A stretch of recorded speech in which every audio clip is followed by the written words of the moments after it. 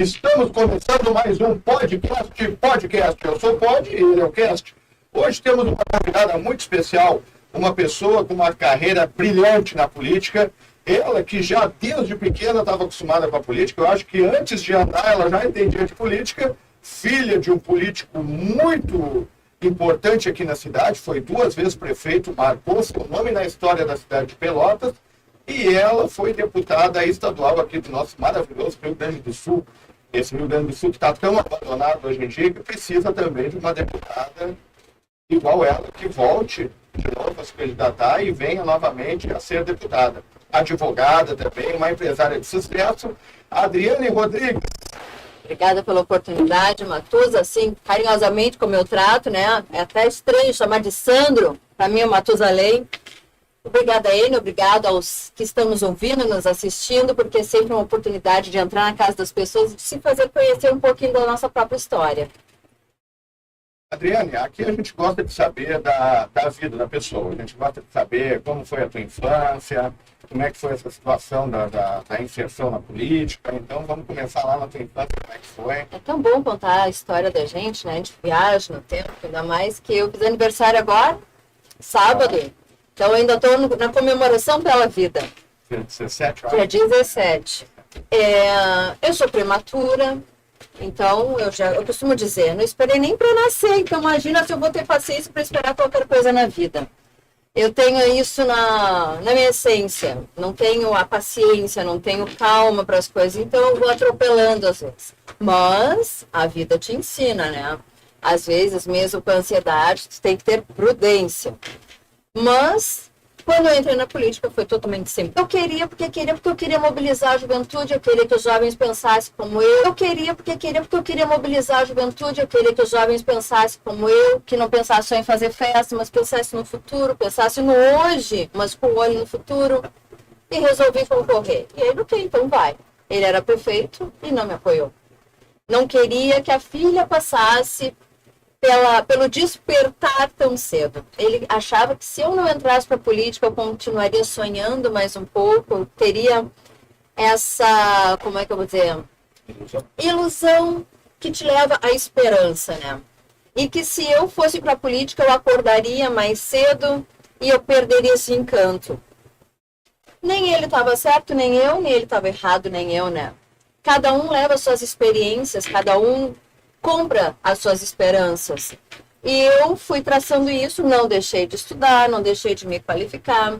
Concorri com 20 anos e, como eu disse, sou prematura. Pude concorrer com 20 anos porque eu fazia 21, 10 dias antes da posse de deputado. Fiquei de primeira suplente por 49 votos. Então eu digo, a minha sina é ficar um passinho da vitória eleitoral. Mas eu me considero uma pessoa vitoriosa. Acabei assumindo como deputada, sempre transitei no meio político.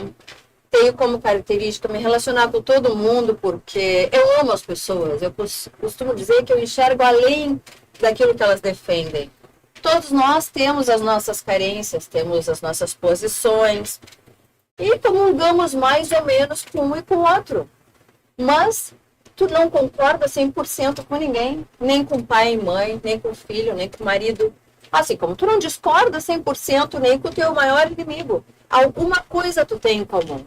Somos seres humanos, temos a mesma formação, carne, osso, sangue, os órgãos, as emoções, a química. Então eu acho que tu tens que transitar.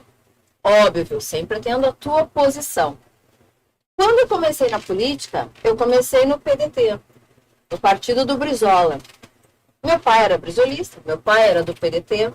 Naquela época, o PDT era essencialmente um partido que pensava na educação como libertadora. A única forma de tu ser um ser independente, autônomo, era ter acesso à educação de qualidade. A educação de qualidade é comer bem, ter uma boa infraestrutura. Não é só uma sala de aula. É ter um professor qualificado e preparado para estar ali trabalhando com aquela mente que está pronta para receber. Ela é fértil e pronta para ser trabalhada. Com uma estrutura, sim, porque tu está criando sonhos. As pessoas que estão ali, aquelas crianças, elas vão seguir um caminho de esperança ou de desesperança. Então, se tiver numa boa sala de aula, eles vão sonhar, vão ter com o que sonhar. Então, aí que entra a parte libertadora da educação. Não é tu ter um estudo mais qualificado que vai te levar aos maiores índices educacionais. Não. É a estrutura que tu planta naquele serzinho. Então, para mim, a educação continua sendo libertadora. Aí eu começo a fazer algumas comparações. Mas o que tem a ver o Bolsonaro, a direita, com o Brizola? Tem tanta coisa a ver, gente. Hoje, nós defendemos a escola cívico-militar, que é uma escola que tem uma essência, é forte, trabalha a postura, a educação, a forma de lidar com as pessoas, a responsabilidade. São tantas questões, não é só um livro decorar uma matéria. É um todo, a formação do ser. Brizola pensava dessa forma com o CIEP. O CIEP não podia ser tendencioso, uma educação de esquerda ou de direita. Tinha que ser uma educação formadora. Assim, a escola cívico-militar. Bolsonaro trata, assim, não podemos ter uma televisão que nos induz. Nós temos que ter formas de evoluir, fazendo cultura também. O Brizola era contra a Globo, bateu tanto na Globo, a Globo bateu tanto nele. Então, eu não quero exemplificar, falar numa emissora ou em outra. O que eu quero dizer é que nós temos que ser seres independentes e fortalecidos dentro da nossa própria história, da nossa própria vida. Então, o que eu aprendi lá com ele, o pouco que eu aprendi, ao longo da minha vida, no momento que tu vais amadurecendo, tu vais enxergando com os teus próprios olhos, adquirindo as tuas próprias experiências e dando as tuas próprias interpretações. Porque quando tu é muito jovem, tu abraça as interpretações dos outros.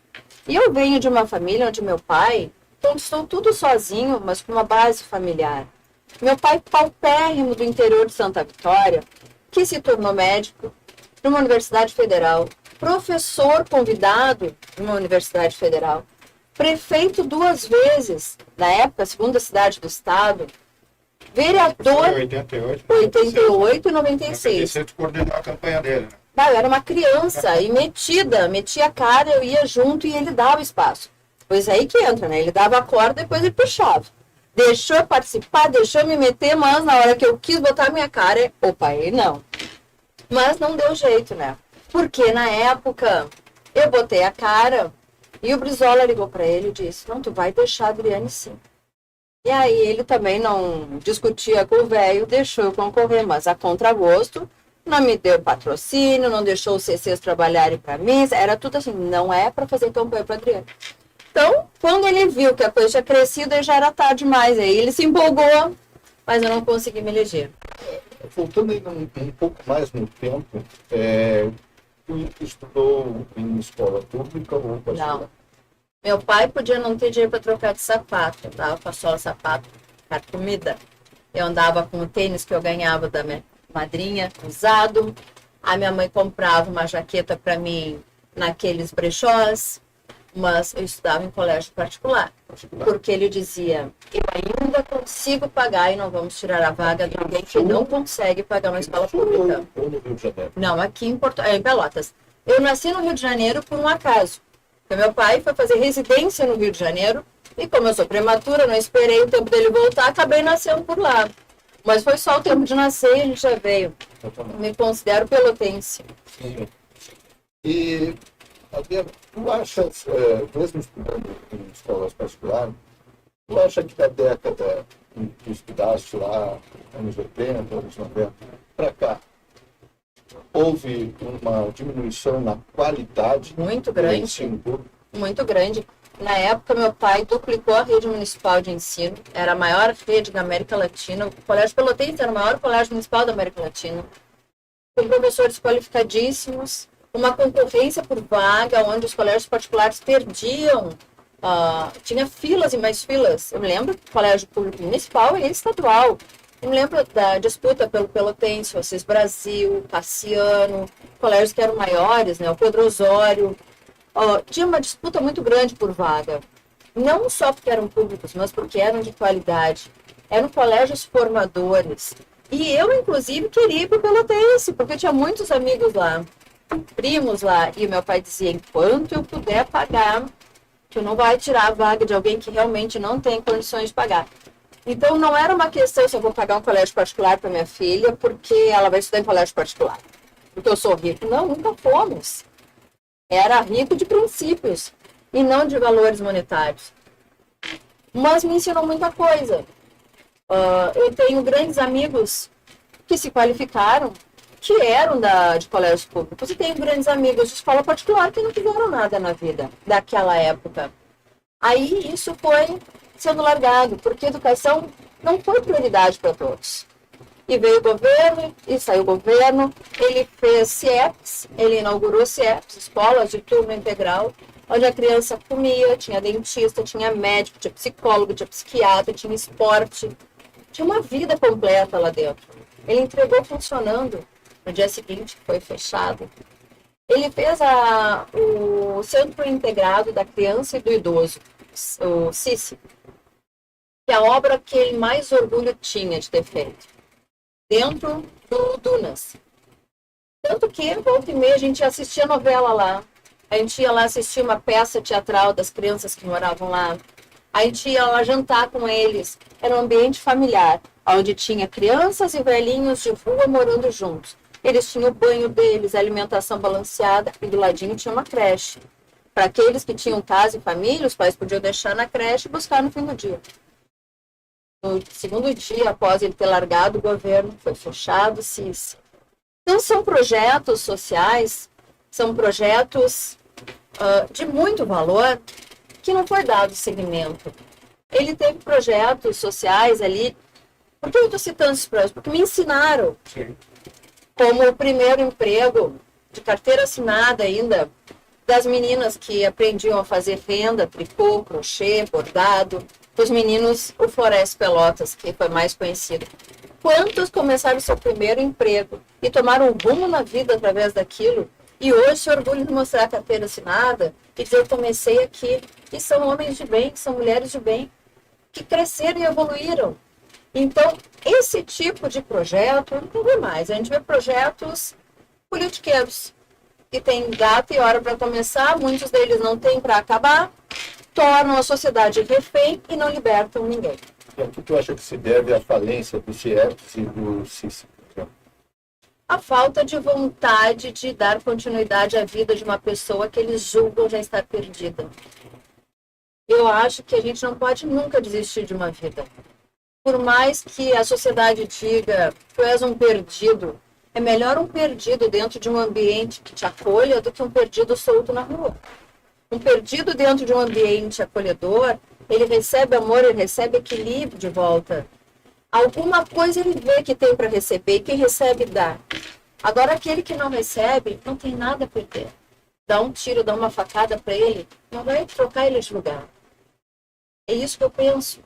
Organicamente, um drogado está perdido, não vou conseguir recolocar ele na sociedade.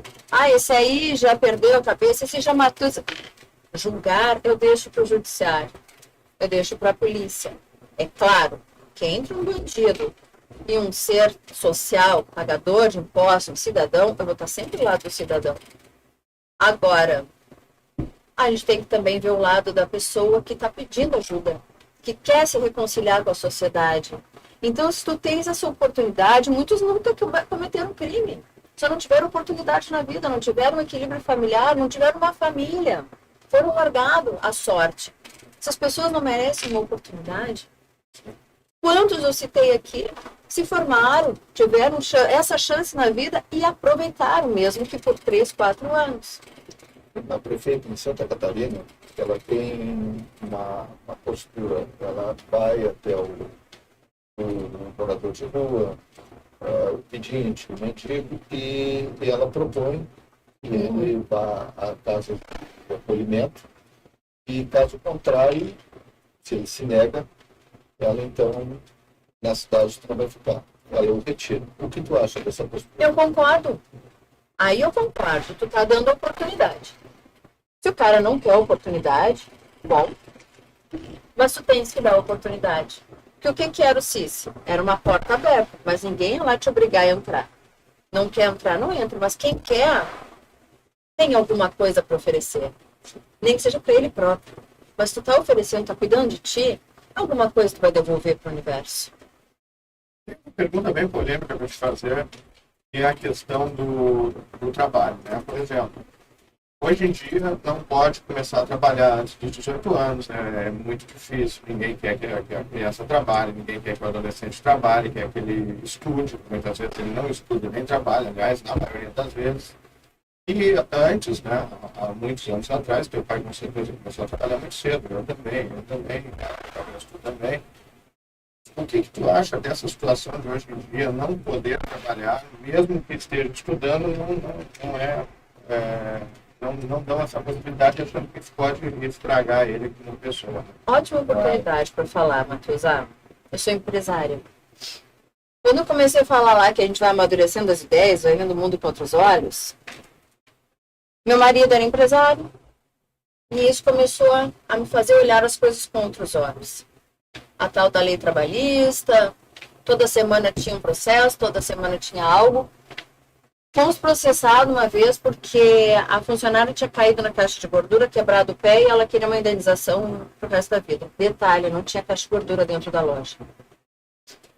Fomos processados uma vez por uma funcionária que queria ser reintegrada. Não tinha assinatura na carteira de trabalho dela, não tinha nada colado, porque às vezes tu cola ali, né, os dados da tua empresa, carimba, e assim não tinha nada. Nenhum dos funcionários da loja conhecia a mulher, ou seja, era golpe. Primeiro o juiz indeferiu, o segundo aceitou, acatou. Aí tu tem que contratar advogado, tu tem que levar as testemunhas, aí tu chegava na audiência e dá, obrigado por uma proposta, mas que proposta? Eu não conheço a cidadã. Então, essa era a nossa justiça, tá? Não estou dizendo que não existam casos, pessoas sérias que procurem a justiça do trabalho e que precisem dela. Precisam. Eu sou advogada de formação. Eu sei que precisam e isso é uma grande evolução do cidadão. Mas existe muito oportunista que enxerga o empresário como uma caderneta de poupança. Não tenho de onde tirar, vou processar porque eu vou tirar algo. E comecei a sentir isso na pele e a ver muito isso e isso começou a me revoltar e eu comecei a ficar calejada, enxergar as coisas sob uma outra ótica. Bom, até então não era empresária, era só a esposa do empresário.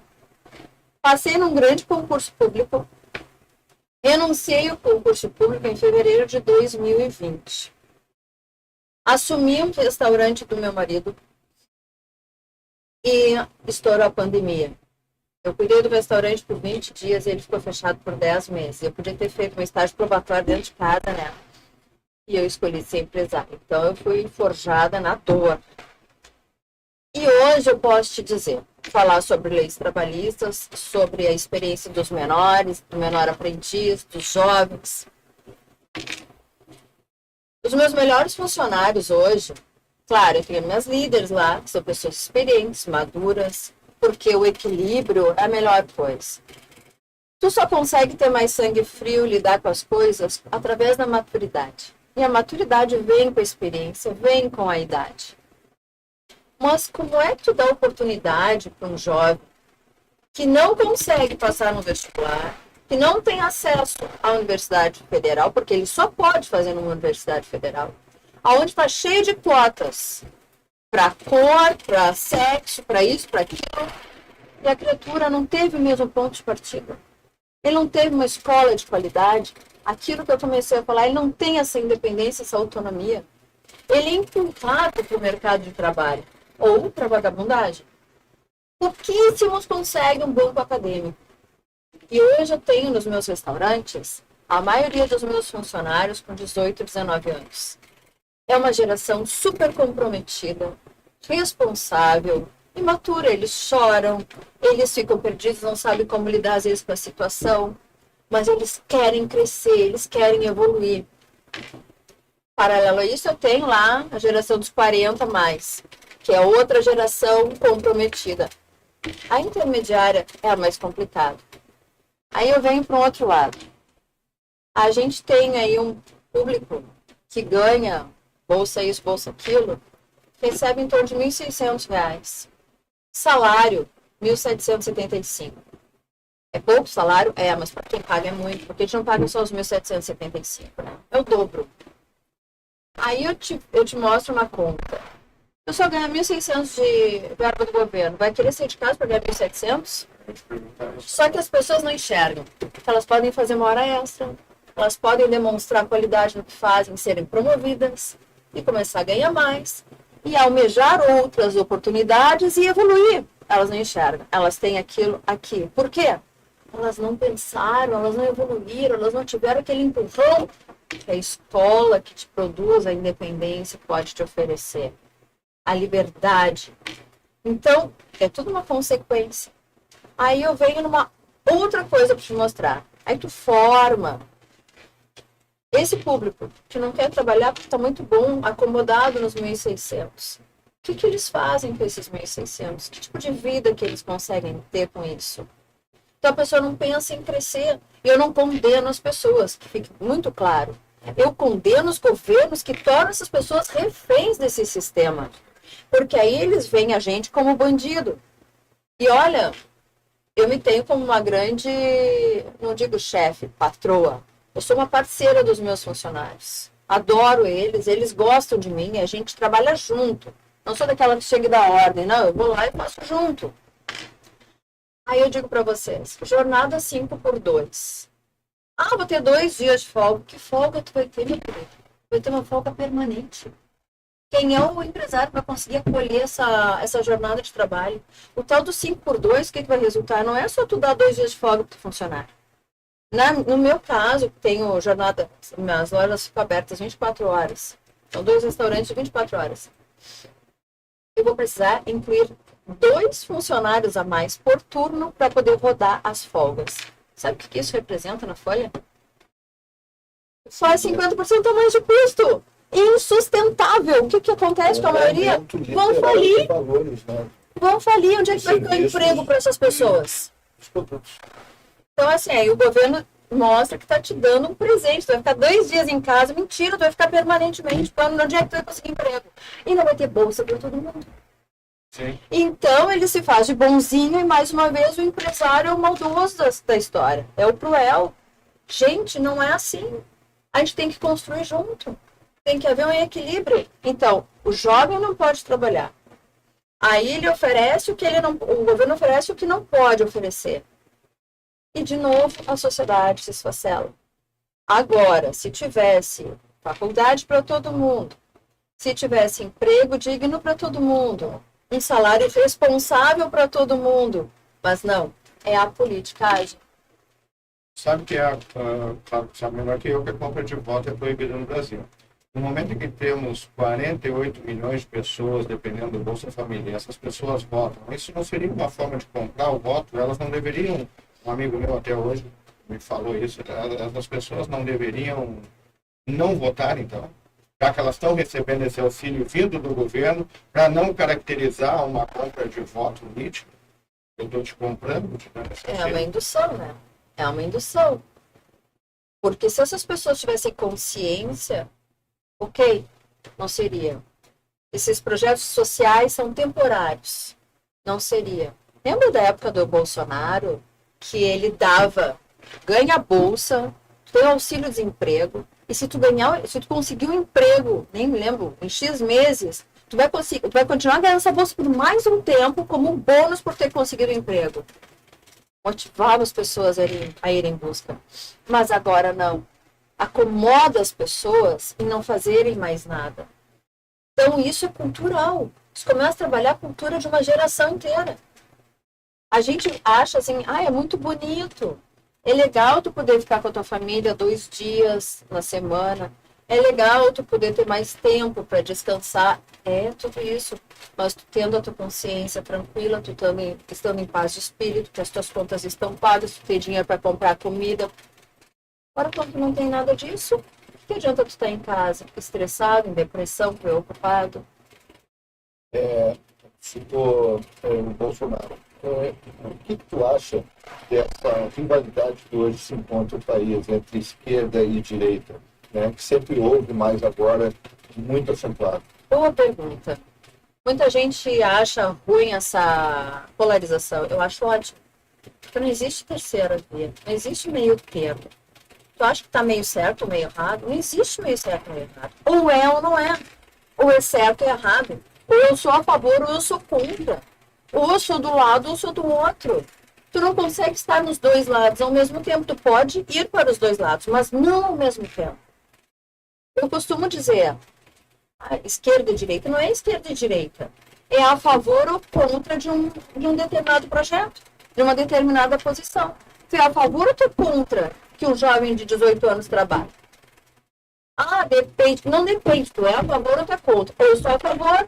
Se ele está querendo, se ele precisa, ok, ele tem que trabalhar. Mas ele não deve trabalhar. Tá, e por que ele não deve trabalhar? Porque ele deve estudar e ele pode? Ele consegue? Então, são questões assim, começa a questionar, primeiro responde, que é a favor ou que é contra. Eu sou contra. Aí tu vai ver o que essa criatura faz. No que ela acredita? Ela precisaria de uma bolsa, porque o governo tem que isso, o governo não vai prover. A gente já sabe que não. Essa criatura não tem direito à saúde, ela não tem um cursinho pré-vestibular, ela não teve uma escola de qualidade, ela não comeu direito. Se comeu, não comeu equilibradamente. Ela não teve um esgoto de qualidade na frente da casa dela. Então, são vários fatores. Poxa, e tu vai continuar negando a chance para ela. Mas aí tem um grupo que pensa que não, tem que fazer de conta que o bonito, dar de presente a juventude. Mas que juventude? Se essa pessoa não tem mais a juventude.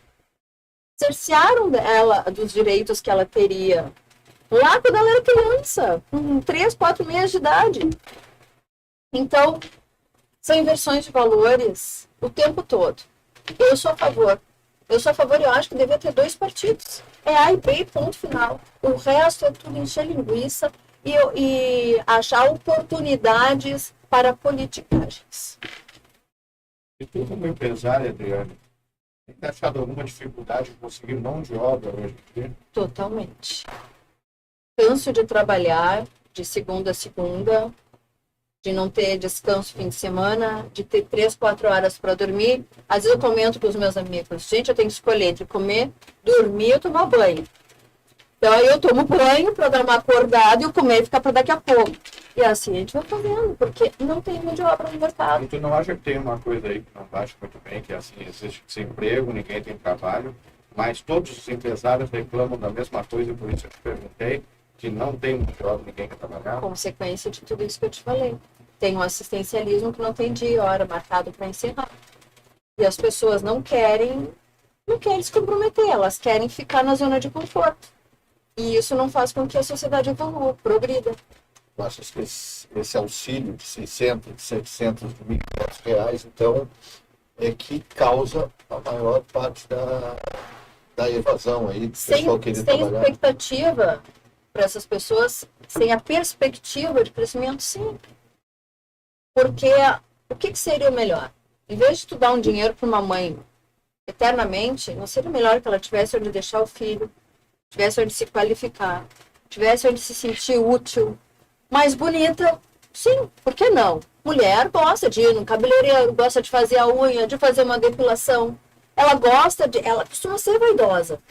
E a mulher acaba naquele círculo vicioso ali, em casa, cuidando dos filhos, quando muito leva o filho no colégio, busca o filho no colégio.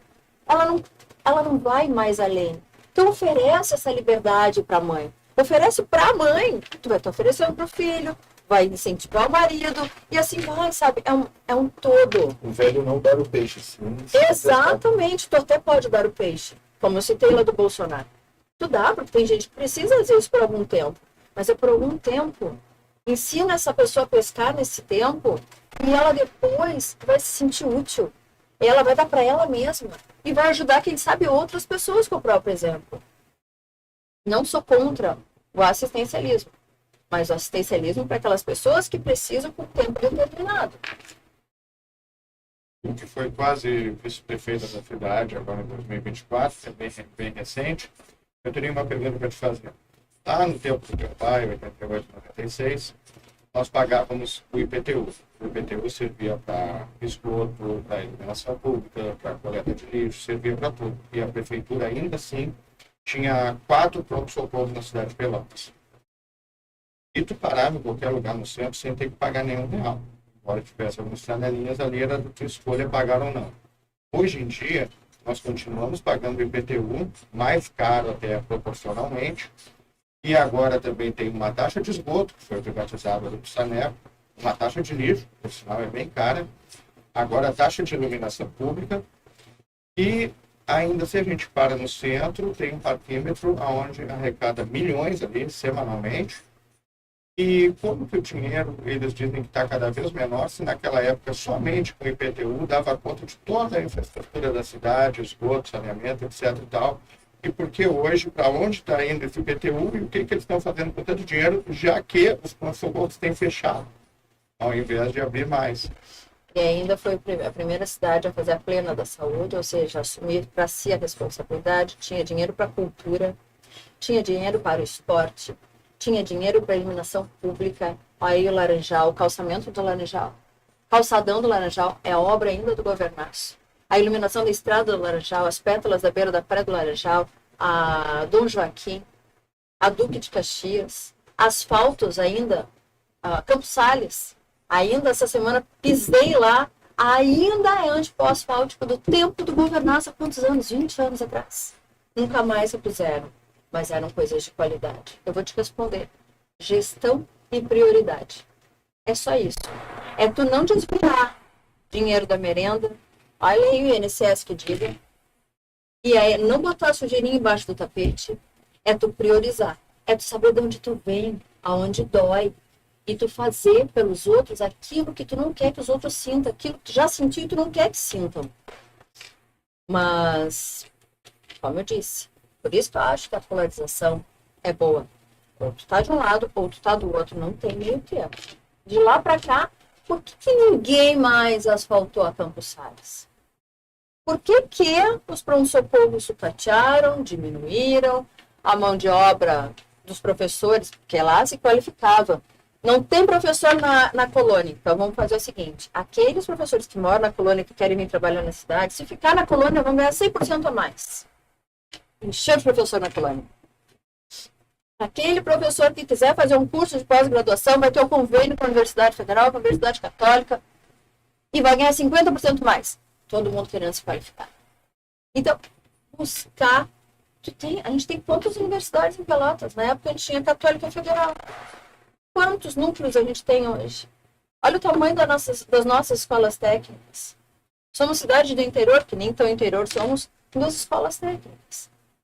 Olha, nós somos um polo formador de mão de obra qualificada.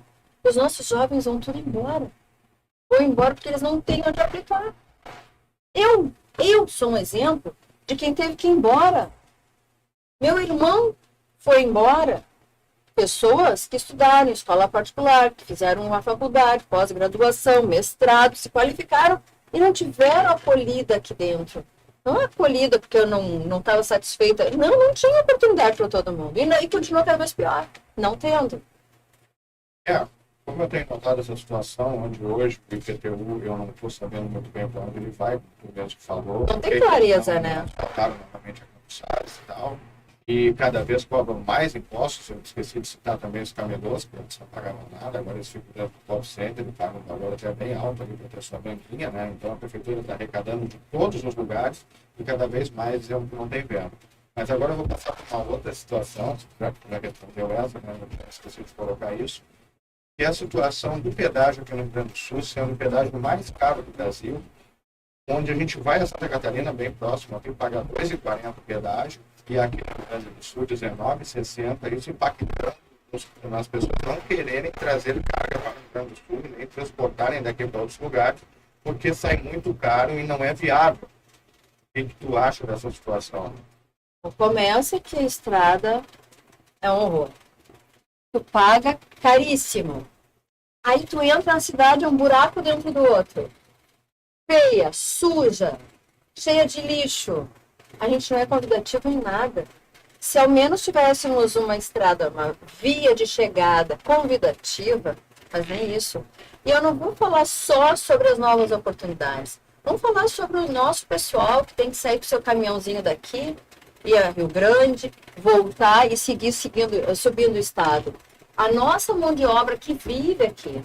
o nosso motorista que vive aqui, o motorista do caminhãozinho pequeno que paga X e do caminhão grande que paga muito mais. E vamos mais. A gente tem carro, a gente tem ambulância, a gente tem tantas formas de trânsito. Não é só o grande ou pesado. A gente tem que ver que tudo isso é custo para quem não recebe. Então, cada vez mais a gente está pagando, a gente está sofrendo. E quem mora passando o pedágio tem que pagar quando vai e quando vem. Então, é um contrato grande, ajustado entre partes que não sentem, como eu disse, a diferença está na gestão e nas prioridades. Tem que ter uma alternativa sem pedágio. E se tu não tem uma alternativa sem Aqui pedágio... no Grande Pelotas, eles fizeram pós a entrada que daria acesso a uma estrada secundária de terra batida, mas que seria uma alternativa. E eles fazem de propósito. E agora existe essa pressão tão grande aí em cima deles, aí tu passa pela estrada correndo risco, porque atiraram para a estrada. Meio que para te forçar. Bom, então tu não quer pagar o pedágio, é isso aí, essa buraqueira, te arrisca a tua vida aí nesses buracos e fica contente e não reclama. Não é assim, né? Somos pagadores de impostos. Mas que ainda que fosse ali no início, ali impediram até que pegasse essa estrada secundária. Eles fizeram pós a entrada da estrada e não tem alternativa. E o que me pergunta também é que como que um pedágio a 2,40, como acontece, citando como exemplo Santa Catarina, tem uma estrada tão boa e aqui um pedágio a 19,60, com valor 8 vezes maior, ele tem uma estrada de qualidade tão ruim. Bom, tu sabe a resposta, né, Matuzalina? Sabe, é uma discrepância, é gestão, é foco. Olha o desenvolvimento de Santa Catarina, olha o desenvolvimento do Rio Grande do Sul. Olha o avanço que Santa Catarina teve nos últimos anos, olha o retrocesso que nós tivemos nos últimos anos. Olha como o Estado lá trata a sua mão de obra, seu agro, sua educação, e olha como nós somos tratados aqui. Para isso, o povo precisa acordar. Mas para o povo acordar, ele tem que ter, de novo, pareço, bater na mesma tecla. Mas tem que ter educação, tem que ter formação. Tem que ser um ser independente, pensar com a própria consciência. O que tu acha que se deve, ainda falando de pedágio de trânsito, esse número excessivo de acidentes que está acontecendo em Pelotas, sendo que agora, no final de semana, mais uma vítima fatal, 2 vítimas fatais, você acabou falecendo também. Eu não lembro os números, mas eu sei que Pelotas é uma cidade que abarca um índice muito alto de veículos por pessoa, né? Uma cidade com o maior número de veículos e há uns anos atrás, maior índice de veículos velhos, né? Velhos, não antigos, velhos mesmo. Onde tu tem isenção dos impostos, né? Do IPVA, enfim.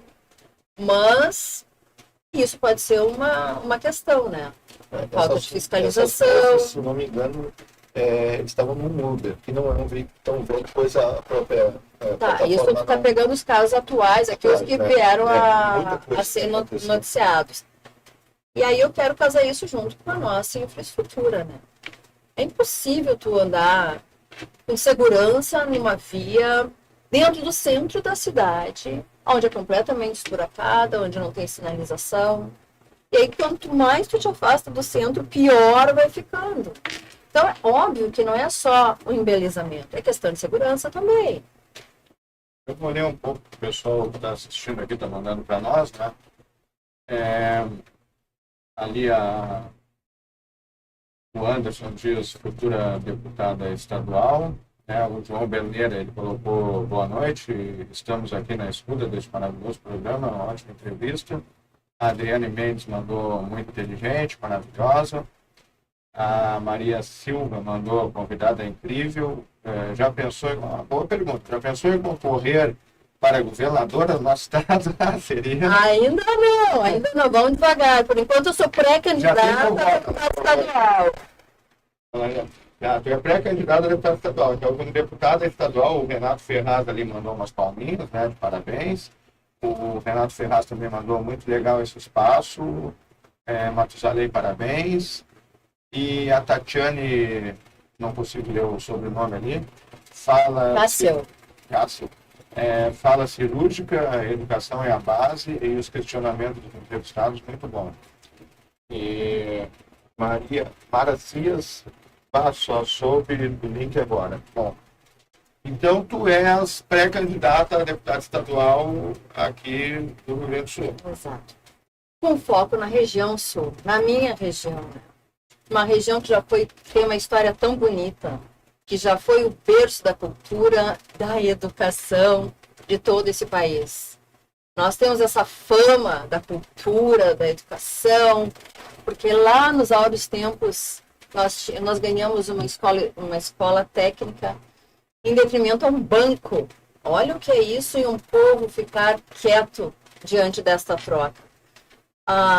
Nós temos um berço muito bonito, uma história muito bonita de desenvolvimento e educação, mas ficamos parados no tempo. Já pensou com todas as belezas que Pelotas tem, o maior conjunto neoclássico da América Latina? As belezas naturais, a maior laguna do mundo. Maior laguna do mundo. Nem todo pelotense sabe o que é isso. A Lagoa dos Patos não é uma lagoa simplesmente, é uma laguna. É a maior do mundo. Ela é linda além de tudo. Nós temos os ventos propícios para esportes náuticos. Nós temos escolas clássicas de dança. Nós temos o teatro mais lindo do país em funcionamento, porque não fica pronto nunca, até o 7 de abril. Temos um outro gigante, que é o Guarani. Nós temos a Catedral de Pelotas, que é a obra-prima de Aldo Locatelli. Nós temos a nossa praça com a biblioteca, a prefeitura, aqueles prédios antigos que já foram restaurados e foram atirados. Também nosso mercado público. Nós temos tanta riqueza. A Caixa d'Água da Santa Casa, o Castelo Simões Lopes, a União Gaúcha, a entidade mais antiga de tradições do Estado, o nosso doce, nosso patrimônio histórico. Nós temos muita coisa para valorizar aqui. Nós temos muito chamariz para chamar o turista para cá. Nós temos uma grande mão de obra qualificada para chamar a atenção do empreendedor. A gente não precisa ir embora, ele pode vir atrás de nós e ficar aqui. Mas precisamos de pessoas que lutem para defender a imagem dessa região. Porque não é só Pelotas. Pelotas é uma capital de uma região abandonada. E uma região carente. Não só de saúde, não só de educação, mas principalmente de atenção. Porque o nosso povo está atirado. Ele vota na esperança que os de fora trazem para nós. E eu não culpo eles. Porque, como eu disse lá atrás, é uma questão cultural. E é isso que eu quero resgatar. Eu quero poder sentar e olhar no olho desse ser humano e dizer, eu estou contigo e vamos lutar junto. Lutar junto com uma mãe que tem um filho que precisa de atenção, porque tem alguma coisa, uma necessidade especial. Os neurodivergentes, por exemplo, que precisam de um laudo para ter dignidade, para ter independência dentro de uma sala de aula, porque é um ser inteligente, mas ele precisa de um cuidado, de um olhar especial. Eu quero estar junto com uma família que o pai está lá no hospital, ou melhor, nem tem oportunidade de ir para o hospital porque não tem leito, e ele está morrendo de câncer em casa, mas a família quer pelo menos ter esperança de que ele vai ser atendido, algum médico vai olhar para ele. Eu quero estar junto com aquele jovem que quer crescer e ficar perto da família, construir a sua família na sua região, não quer ir embora, porque tem essas condições aqui. E eu quero ser uma dessas pessoas. Se os outros se vão, ou se os seus sonhos se vão através dos discursos de gente lá de fora, eu quero dar um ponto final para isso. Essa é a minha bandeira.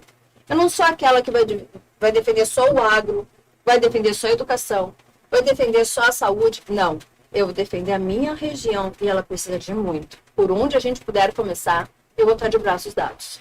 Adriane, desculpa te interromper, eu queria falar. Adriane, hoje nós temos algum deputado estadual aqui da cidade de Pelotas nos representando? Não temos. Não temos representatividade. Nós temos um deputado federal, nós temos um colégio eleitoral que poderia eleger 3, quem sabe 4. Mas se a gente colocar 3, 4 candidatos, não é nenhum. Porque metade dos nossos votos vão para fora. Uma grande parte, 30% dos nossos votos são nulos, abstenções.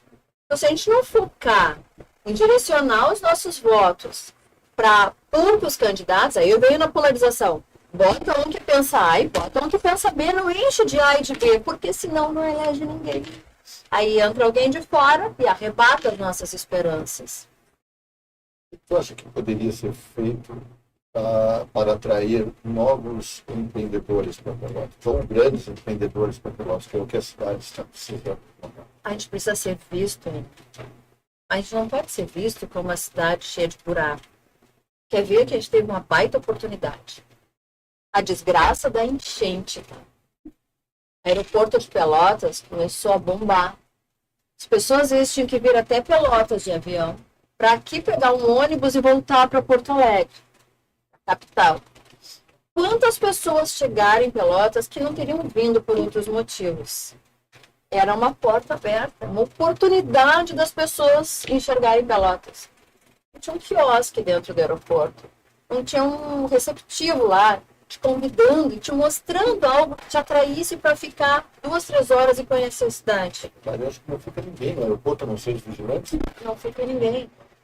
Então, Pelotas não pode ser só atrativo para algumas vagas de universidade ou para mão de obra de terceiro, de quarto, de quinto grau, ou seja, aquela mão de obra que ninguém quer.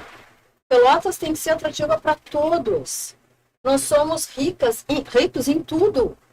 Agora não atraímos ninguém. Como vocês disseram, pedágio alto, estrada esburacada, entrada da cidade nada convidativa, pelo contrário, né? Tu entra na cidade, tu vai bem-vindo à cidade dos buracos, né? Pulando, pulando, pulando, e ainda assim tu não consegue desviar de todos. Aí tu, conforme tu vai andando, tu vai vendo cada vez mais problemas. Esses dias eu passei ali do lado do antigo cinquentão, na Coabipelo. Esses dias não, ontem ainda. Fiquei contando o número de colchões. Aquilo virou um albergue aberto. Gente, isso é a miséria. Já quando ainda funcionava. Isso é a miséria de Pelotas. As pessoas entram aqui, veem aquilo, congelam. Nós não somos convidativos. E aí a gente chega aqui também, faz uma seleção. Esses tempos eu vi, né? Filas e filas para um emprego. Mas aí tu oferece, estou abrindo vaga de emprego. Não aparece ninguém. Adriano, falando em candidatura, vou te dar uma pergunta, na verdade. Por qual partido você é candidato? PL. PL. E qual a tua opinião sobre a situação dos candidatos? O PL é um partido que é bem definido de direita, né? Temos de PT, que é um partido bem definido de esquerda. A tua opinião com relação a pessoas que estão candidatas pelo partido e não se definem bem como sendo de direita? Bom, é uma questão muito pessoal delas, né? Mas é uma seara difícil de entrar, né, Matusalém? Eu tenho posições bem claras. Eu sou de direita, eu sou conservadora, eu defendo Deus, pátria, família e liberdade. Porque para mim isso não são 4 palavras. Isso para mim são os princípios que identificam a direita. Quem não se identifica com Deus, pátria, família e liberdade não é de direita, é oportunista. Tá brincando com a sigla. Mas tem gente que não era, mas que passou a dizer que é. Tem gente que era e que agora não fala mais que é. A gente tem que ver através das atitudes dessas pessoas. O que elas realmente se identificam? Mais uma vez, quem é que é capaz de fazer essa análise e essa interpretação? É difícil, né? Isso não faz parte da política, principalmente do Brasil, mudar de lado? Não, é só Não, mas eu que não falei a questão de mudar de lado, concordo. Seria estar nesse lado E eu e não se entendi. posicionar. Eu entendi a pergunta do Matusalém, sei ao que ele se refere, mas não posso dar nomes aos bois. O que eu posso responder é que o eleitor tem que ver, analisar o discurso dessas pessoas no início da sua carreira, no meio e atualmente. O que elas diziam lá atrás? Por que elas escolheram este partido? Quando é que viram essa pessoa se posicionar do lado de lideranças desse partido? Começa a ver, diga-me com quem andas, te direi quem tu és. Se tu não vê com quem andas, é porque essa pessoa é oculta. Ninguém tem um passado zerado. Todo mundo tem um passado construído. Tu tem alguma foto, algum vídeo, algum posicionamento no teu passado? Se tu não tem um passado, opa, tu está escondendo alguma coisa. Eu tenho um passado. Eu comecei no PDT e eu vim amadurecendo. Cheguei no PL. Fiquei 5 anos sem partido nenhum. Me desfilei do PDT porque eu enxerguei uma liderança que falava a minha língua, que era o Bolsonaro, lá atrás, quando ele não era candidato a nada. Quando ele defendia os valores da família já.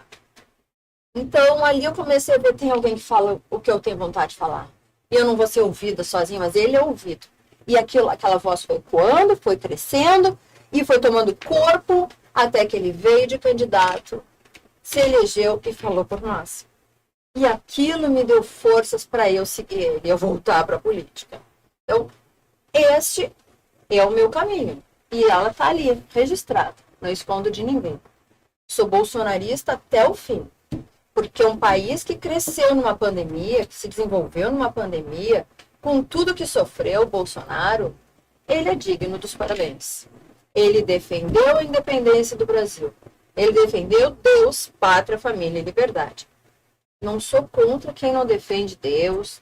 Não sou contra quem tem as suas posições religiosas, tá? Não é isso. Acho que o meu Deus pode ser uma pedra, pode ser a natureza.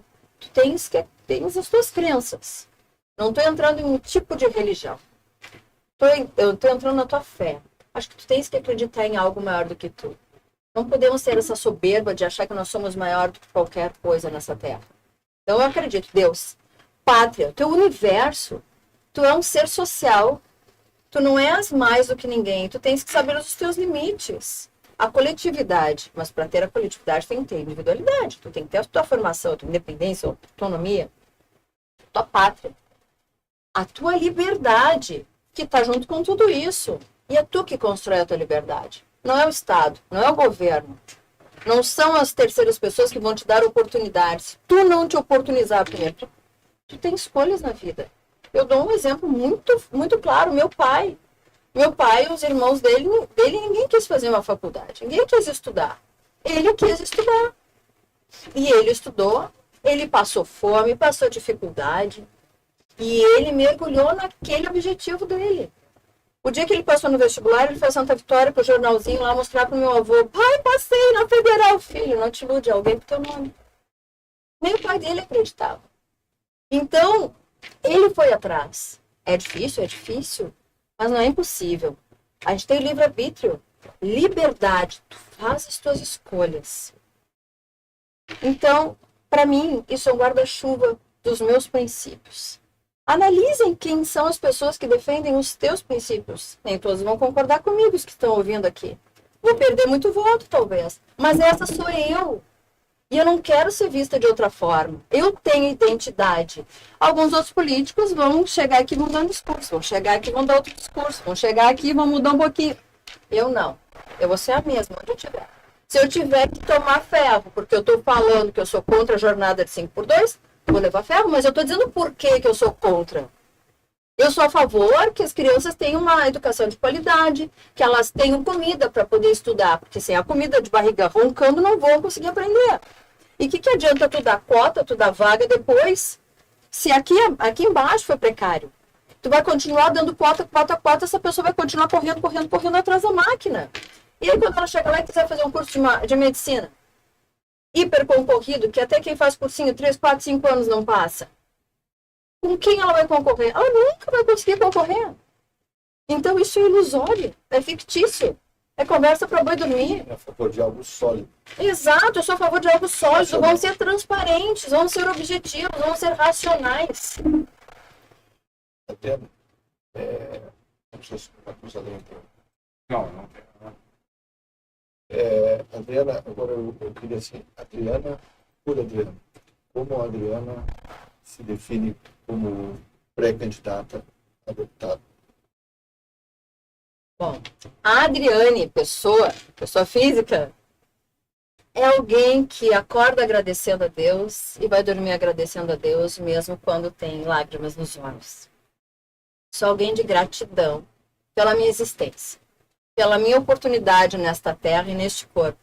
Costumo dizer que eu vivo 3, 4 vidas no mesmo corpo.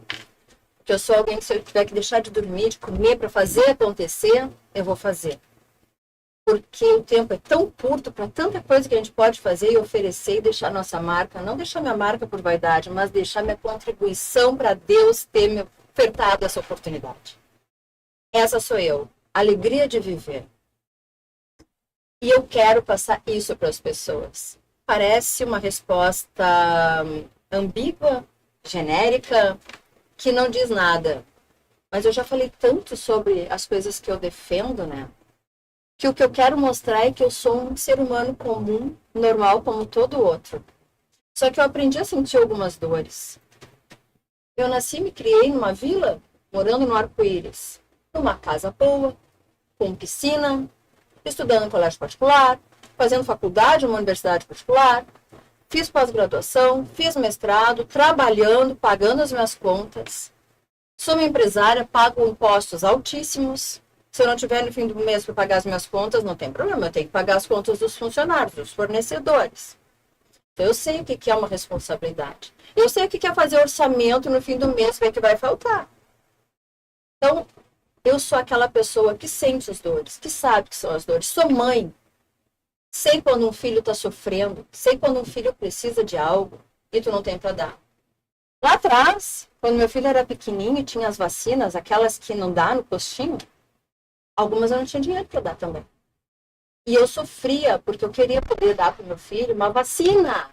Uma vacina podia, ele nunca ter aquela doença, mas tu saber que tu tá fazendo algo para evitar mais. Quantas mães não tem para dar uma vacina? Não tenho leite para dar para um filho. Eu quero ser essa esperança. Posso não resolver o problema de todos, mas eu quero ser uma pessoa que está ali para dar a mão. E a minha mão vai estar disponível 24 horas. Porque para mim não existe isso de tu separar a pessoa pública da pessoa privada. O dia que tu assume a responsabilidade pública, tu esquece a vida privada. A tua vida é uma só. O teu nome é um só. Adriane Rodrigues é a deputada, é a advogada, é a empresária e é a cidadã. Eu sou uma. Não existem duas caras. Eu sou uma cobrando lá dentro de um posto de saúde, de um hospital, de uma escola. Eu vou ser a mesma dentro da Assembleia dando um discurso. Eu vou ser a mesma dentro da minha empresa, construindo, trabalhando com os meus funcionários. Então, essa é a Adriane. Uma única cara, uma única voz. Adriane, nós já estamos com o nosso tempo estourado, né? Foi um prazer conversar contigo. Ficamos muito felizes de ter aceitado vir aqui conversar conosco, dispensar o teu tempo um pouquinho com nós. Desperdício nenhum. E agora, se tu quiser deixar algum recado, alguma coisa que tu queira falar, a gente deixa esse espaço agora no final, depois fica à vontade de falar alguma coisa que tu queira falar. Quase não falo, né? Parece que eu não gosto de falar. Eu acho que dá para voltar no que eu estava dizendo, né? Eu quero resgatar a esperança da região sul. A região tem tudo. Ela só precisa mostrar o que tem. Precisa ser convidativa para que as pessoas enxerguem o que tem. E é tão pouco que precisa ser feito, só faltam valores, princípios, gerenciamento e a boa vontade. Chega de politicagem. Vamos dar oportunidade para a região sul. Mas para isso nós precisamos começar olhando para dentro.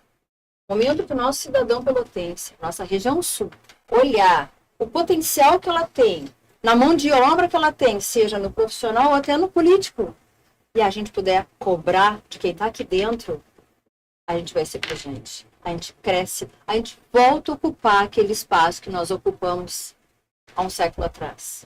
Convido a todos, vamos votar em quem é da terra, porque tu vai saber onde cobrar, em que porta bater. Não vai ter que ficar colocando nas redes sociais, criticando com distância. Tu vai ter a proximidade, tu vai saber onde cobrar. Tu vai saber onde procurar. E tu tendo essa proximidade, a responsabilidade também aumenta. Muito obrigado. Obrigada a vocês pela oportunidade. Foi nossa.